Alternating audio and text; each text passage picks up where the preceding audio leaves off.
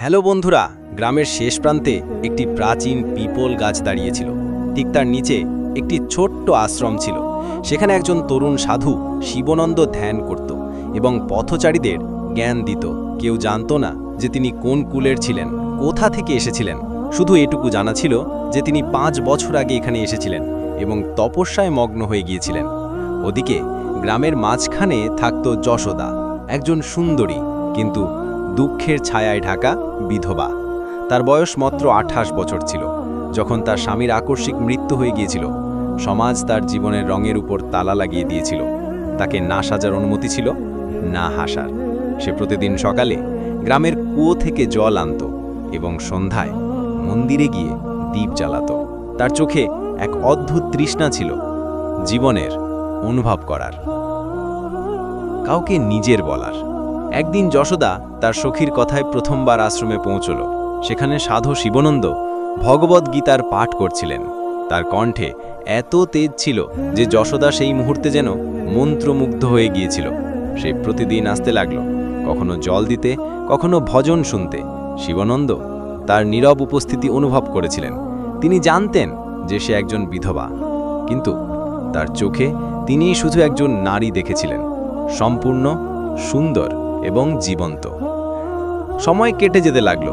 দুজনের মাঝে নীরব সংলাপ শুরু হয়ে গিয়েছিল।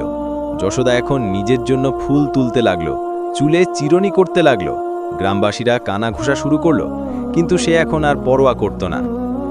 একদিন যশোদা সাহস করে জিজ্ঞাসা করল, স্বামী, তপস্বীর কি প্রেম করার অধিকার নেই? শিবানন্দ থমকে গেলেন। তিনি একজন সাধু ছিলেন। তিনি তার শরীর এবং ভাবনাগুলো ত্যাগ করেছিলেন, কিন্তু যশোদার চোখে সেই সত্যতা ছিল যা কোনো তপস্যার থেকে উঁচু ছিল। রাতে শিবানন্দ এখন আর শান্তিতে ঘুমোতেন না। তার মন 2 ভাগে বিভক্ত হয়ে গিয়েছিল। একদিকে তপ, ব্রহ্মচর্য, সন্ন্যাস, অন্যদিকে প্রেম, মানুষের স্পর্শ এবং যশোদার নিষ্কলঙ্ক হাসি। অবশেষে একদিন বর্ষার রাতে শিবানন্দ আগুনের সামনে বসে প্রার্থনা করলেন, হে প্রভু, প্রেম কি পাপ? যদি তাতে কামনা না থাকে, বরং সম্পূর্ণতা থাকে। তখনই তিনি প্রবল বৃষ্টিতে বাইরে গেলেন এবং আশ্রমের দরজায় যশোদাকে ভিজতে দেখলেন। তিনি বললেন, আমি তোমার জীবন বদলাতে পারি না যশোদা, কিন্তু তোমার সঙ্গে একটি নতুন জীবন শুরু করছি, যেখানে না সমাজের ভয় থাকবে, না কোনো মর্যাদার দেয়াল। গ্রামে ভূমিকম্প হয়ে গেল। লোকেরা দুজনকে ধিক্কার দিল। পঞ্চায়েত বসল। যশোদাকে দোষী ঠাউরানো হলো। তাকে বাড়ি থেকে বের করে দেয়া হলো। শিবানন্দকে বলা হলো যে তিনি সন্ন্যাস ধর্মের অপমান করছেন। কিন্তু এবার শিবানন্দ চুপ থাকলেন না।